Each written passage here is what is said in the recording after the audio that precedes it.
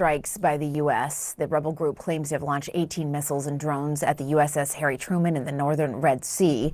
Two U.S. officials telling CNN there were no injuries or damage to the American aircraft carrier. This is after the U.S. launched a sustained military attack, taking out multiple Houthi leaders. That's according to a top Trump advisor. Joining us now, former NATO Supreme Allied Commander General Wesley Clark. Good to see you as always. Thanks for being here with us. If these U.S. strikes were meant as a deterrent, how effective do you think it's been and will be?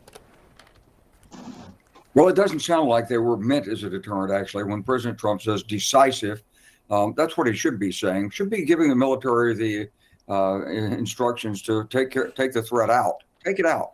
So the way you would do it is you tell a commander in the Fifth Fleet, who's in Central Command, what's it going to take to eliminate the threat? Come back and brief us.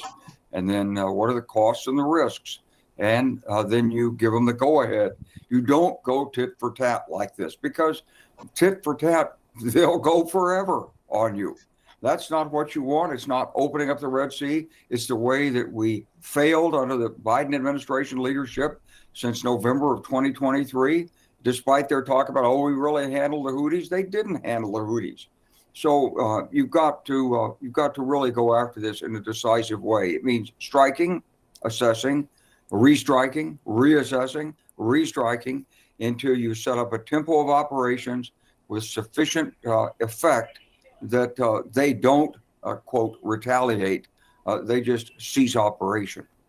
And so if I'm understanding you correctly, it sounds like you're saying we should anticipate more that they will, if they're trying to take decisive action, that they will now reassess and potentially strike again, the U.S. I hope so. Yeah. What has to be done on them.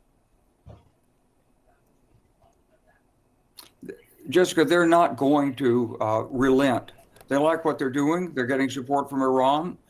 They're getting some reinforcement covertly and from other like-minded groups in the region. They think of themselves as real heroes. And the more we strike and then wait, the smarter they get, the stronger they get, because they're going through a learning process.